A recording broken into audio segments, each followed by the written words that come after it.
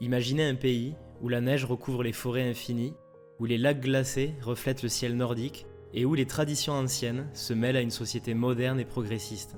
La Suède, terre des aurores boréales et des innovations technologiques, est également le berceau d'une histoire sportive impressionnante. Dans les années 70 et 80, le tennis suédois dominait le monde, porté par la légende Björn Borg. Pourtant, aujourd'hui, la Suède est devenue une nation presque oubliée dans l'arène du tennis mondial. Que s'est-il passé pour que ce pays, autrefois une puissance tennistique, perde son éclat ?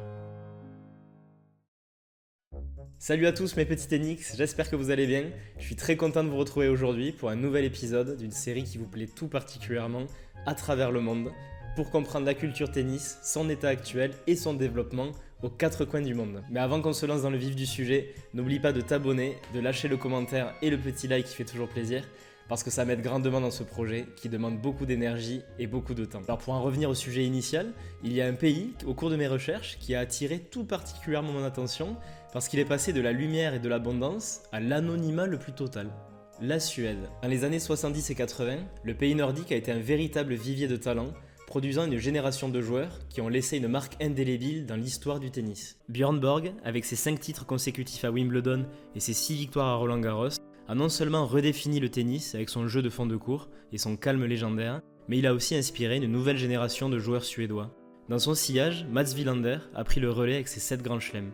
Enfin, Stefan Edberg a enchanté le monde avec son jeu de service volé et sa grâce sur le court. Mais pourquoi la Suède a-t-elle été si dominante ? À l'époque, le pays bénéficiait d'un système de formation exceptionnel. Les clubs de tennis étaient nombreux, les enfants jouaient sur des courts en terre battue, s'entraînant sous des dômes durant les longs hivers. Il faut bien se dire qu'à cette époque, le tennis était une religion en Suède. Chaque ville, chaque village avait ses cours et ses clubs. C'était l'époque où les jeunes Suédois avaient des idoles locales à imiter et des héros nationaux à suivre. Un cercle vertueux s'était alors installé. Cependant, au tournant du 21e siècle, les premiers signes du déclin ont commencé à apparaître. Les grands champions ont pris leur retraite et personne vraiment derrière n'a pris la relève. Les derniers feux de la gloire suédoise se sont éteints avec la retraite de Thomas Enqvist, Magnus Norman, puis le trouble-fête Robin Söderling, tous trois d'excellents joueurs, mais loin de leurs illustres prédécesseurs.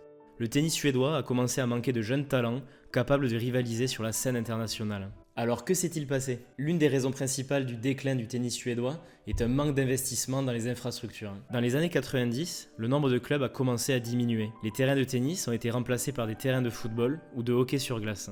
La perte d'infrastructures a réduit l'accès au tennis pour les jeunes. Moins d'enfants ont eu la chance de s'initier au sport. En parallèle, le soutien populaire s'est étiolé. Dans les années 70 et 80, le tennis était un sport national.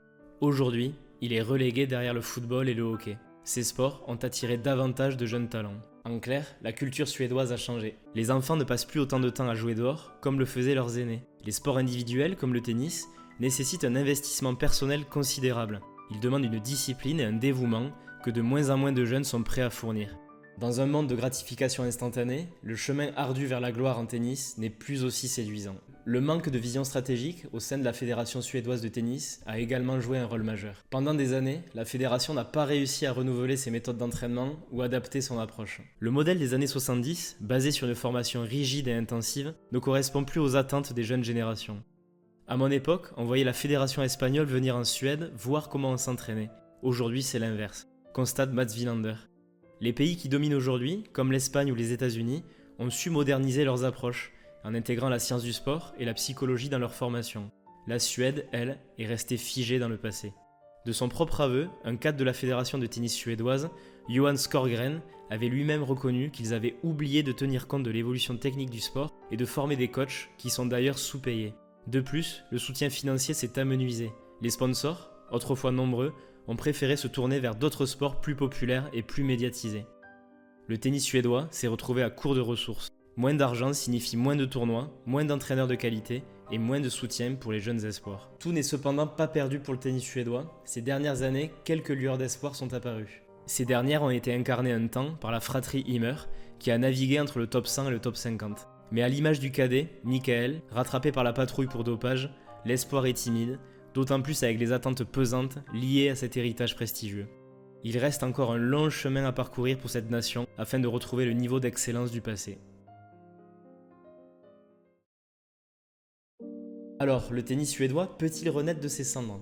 L'avenir est incertain, la concurrence est rude et le chemin pour retrouver le sommet est semé d'embûches. Mais si elle affiche un soutien renouvelé et une envie de se moderniser, la Suède peut rêver de jours meilleurs. Le pays qui a produit tant de champions pourrait encore trouver le moyen de retrouver son éclat d'antan. Après tout, le tennis, comme dans la vie, est plein de surprises.